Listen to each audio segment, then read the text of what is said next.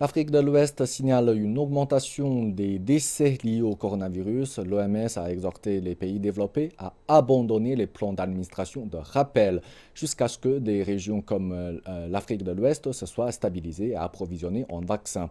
Au même moment, ces pays en voie de développement luttent contre d'autres épidémies telles que le choléra et le virus Ebola. Au cours de la semaine du 15 août, l'Afrique a enregistré une baisse de 11% du nombre de nouveaux cas de Covid-19 par rapport à la semaine précédente.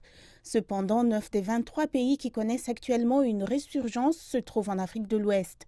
La Côte d'Ivoire, la Guinée et le Nigeria connaissent une augmentation de cas de Covid-19 tout en luttant contre d'autres épidémies.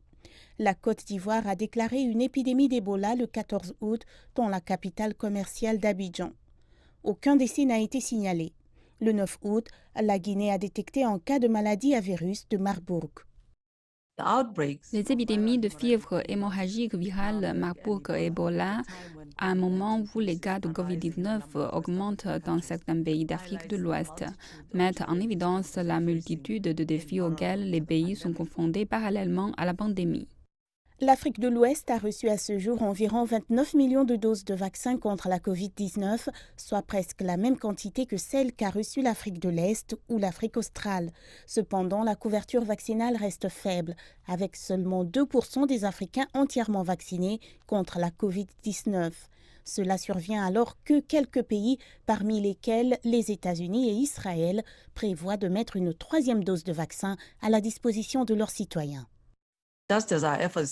Au moment où nos efforts semblent décoller, l'Afrique rencontre des vents contraires. Les mesures prises par certains pays dans le monde pour introduire des injections de rappel menacent la promesse d'un avenir meilleur pour l'Afrique. En accumulant les vaccins, certains pays riches se moquent de l'équité en matière de vaccins. Les pays à revenus élevés ont déjà administré en moyenne plus de 103 doses pour 100 personnes, alors qu'en Afrique, ce chiffre est de 6. Les responsables américains soutiennent que sans une vaccination renforcée, la protection de la Covid-19 parmi les vaccinés pourrait diminuer dans les mois à venir. Mais les experts de l'OMS insistent sur le fait qu'il est plus important de s'assurer que les personnes dans les pays à faible revenu où la vaccination est en retard reçoivent des vaccins. L'Organisme mondial de la santé a averti que si tous les pays ne s'attaquent pas à la pandémie ensemble, cela pourrait retarder la reprise mondiale après la pandémie.